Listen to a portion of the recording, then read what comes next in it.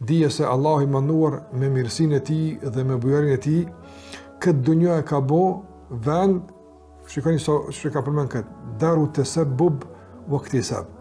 Këtë vend dunjën Allah e ka bo vend ku funksionojnë sebepet dhe njëri ka mundësi me fitu, edhe për këtë botë, edhe për botën tjetër.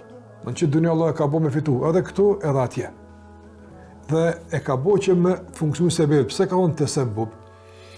Për shkak se të ndërrullazër, njerëzit ka shi sebepeve zakonisht kanë qasë të gabuara.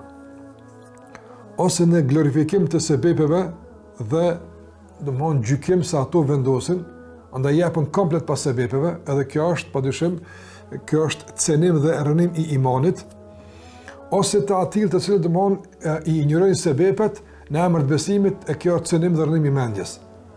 Disa rregulla që duhesh mi pas parasysh në procesin e fitimit. Kur punosh ti për shembull, kur angazhohesh, çka duhesh me pas parasysh? Thotë autori me pas parasysh katër gjëra.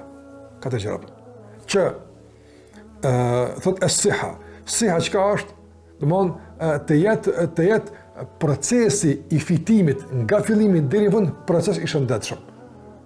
Të jetë i drejtë, të ketë bamirësi, edhe të ketë ruajtje të fesë. 4 i ka përmend. Çto 4? Nuk bën që domethënë vrapimin në tregjet e dunjas me e pengu nga tregu i ahiretit. Nuk bën. Duhet me gjithë për këtë, cili është tregu i ahiretit? Thotë wasukul akhirat al masajid.